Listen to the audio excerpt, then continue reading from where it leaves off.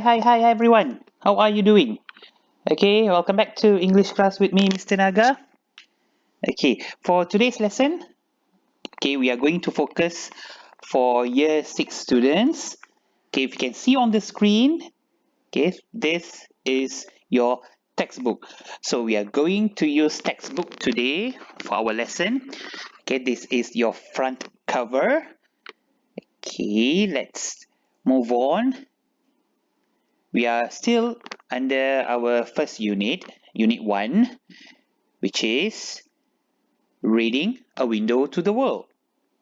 Okay, we are going to focus on writing. So, can all of you get ready with your textbook? And I want you to straight away turn to page 6. Okay, yes, this is page 6. Let me enlarge this so that you can see clearly. Okay, this is nice. Okay, now you can see here, this is our skill today, writing. And our learning standard here is 3.2.3. Okay, so by the end of this lesson, I hope all of you will be able to use punctuation correctly. Okay, without wasting time, let's straight away start with punctuation. Okay, we have few punctuation marks here. So 1, 2, 3, 4, 5, 6. Okay, let's go through one by one. Okay, look at number 1. A full stop. Okay, this is the symbol for full stop. Some even call full stop as period. Okay, a dot.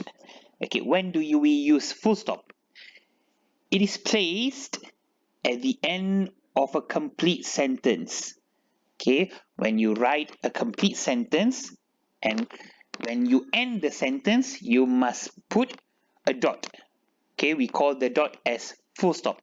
For example, Ali goes to school every day. So after the word every day, we put a full stop, a dot. Okay, next, let's look at number 2, a comma. Okay, so let me enlarge this. Okay, if you can see this, this is how a comma looks like. It is used to separate phrases or items in a list. Okay, a comma is used to separate phrases or items in the list. For example, I like to eat apples, grapes, and durians. Okay, so you can see there's few items. We have apples, we have grapes, and durians. So to separate these items, we need to put a punctuation, which is a comma. Okay, so we write as follow. I like to eat apples, comma, grapes, and durians. Full stop. Okay, let's look at number 3, a question mark. Okay, this is how a question mark looks like. It is placed at the end of a sentence when asking a question. Okay, simple. Question mark is very easy. Whenever you write a sentence and it's in the form of a question, you need to use a question mark. For example, what is your name? Question mark. Where do you live? Question mark. Who is your favorite teacher? Question mark. Do you like to eat durians? Question mark. Okay, now move on to number 4, a capital letter. This is very important. A capital letter is used to begin a sentence, in proper nouns, and in direct speech. For example, whenever you begin a sentence, Ali goes to school every day. So the word Ali begins. Okay, the word Ali begins a sentence. So it must be the letter A must be in capital. Okay, besides that, if you can see again, the word Ali is a proper noun. So it must be written in a capital letter. And let me give you an example for direct speech. I need to go to school now, said Mutu. The word I must be written in capital letter because it's a direct speech. Now, number 5, an exclamation mark. This mark is placed at the end of a sentence to show strong emotion. Okay, let me give you an example. Fire! Fire! Help! Help! Okay, this exclamation mark can we put after the word fire or even after the end of the sentence. Fire! Fire! Help! Help! So you put the exclamation mark after the word help, the second help. Okay, let me give you another example. Hurry up! We're getting late. Okay, this is to stress that we are late. So after the word late, we can put an exclamation mark. Okay, let's look at the last one, a quotation mark. Okay, this quotation mark is used in a sentence or question to indicate speech or conversation. For example, how can you take them out? So if you can see this mark here, before the word how and after the question mark, the symbol there. Okay, so it's like mother is saying, okay, and we are quoting it. This is what mom said. How can you take them out? So we must open and close the sentence. Okay, to understand further, let's try this exercise. We have 6 questions and I will guide you one by one. Okay, before I give you your own activity to do. Okay, let's read the instruction. Rewrite the sentences. Put a full stop, capital letter, question mark, quotation, or comma when necessary. Okay, now let's look at number 1.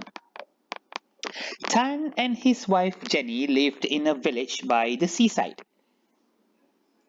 Okay, I want all of you to think of the correct punctuation for question number 1. Okay, done? Are you done? Okay, let me help you. So this word Tan, it's a proper noun and it is the first word for this sentence. So the letter T must be written in capital. Okay, Tan and his wife Jenny lived in a village by the seaside. So the word Jenny is a proper noun. So the J must be in capital. What else do we need to add? Tan and his wife Jenny lived in a village by the seaside. Don't forget, when you end a sentence, we must have a full stop. Okay, now this is done. Let us look at number 2. He was a fisherman and loved his job very much. Yes, very good. So this H must be written in capital. He was a fisherman and loved his job very much. Yes, a full stop. Okay, let's try number 3. One day, he caught some fish, prawns, and a huge octopus. Yes, the letter O must be in capital. And after that, okay, this phrase one day, this is called a linker. And remember, each time when you use a linker, after the linker, we must add a comma. One day, comma, he caught some fish, prawns, and a huge octopus. Okay, so we have fish, prawns, huge octopus, a list of items that we need to separate. Okay, so the first item is fish, comma, prawns, and a huge octopus. Okay, before the word end, we don't need to add a comma. Okay, before ending a sentence, please remember to put a dot, a full stop. Okay, let's try number 4. The octopus opened its mouth and started to talk. The word the here, the T must be in capital because, okay, it's the first word for this sentence. The octopus opened its mouth and started to talk. Nothing else except for a full stop. Okay, number 5. Can you throw me back into the sea, please? Asked the octopus.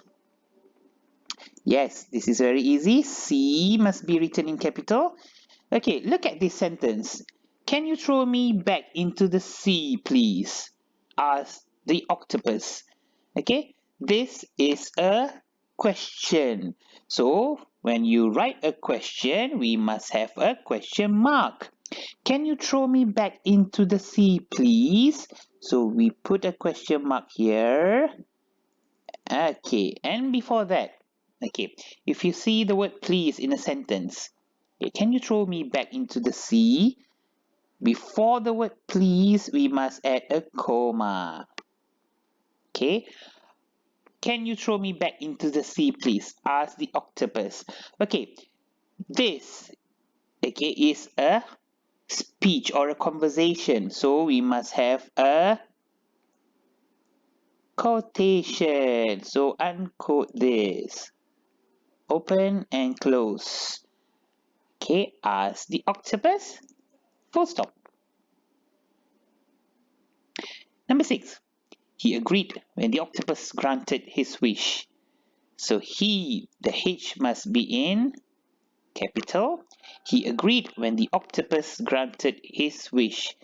Ends with a full stop. That's all. Pretty easy, right?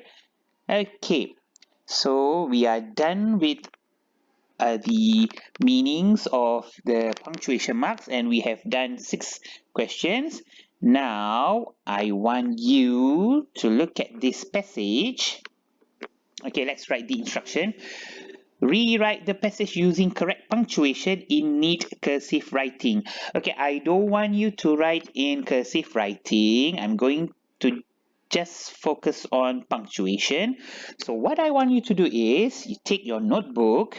I want you to just rewrite this whole passage using correct punctuation. You don't have to copy this passage. Okay, straight away write your answers in your notebook with correct punctuation. That's all. Okay, you don't have to do anything else. Okay, so make sure when doing exercises in your notebook, number 1, please write the day, please write the date, and make sure you write the instruction. Okay, after that, I want you to add 1.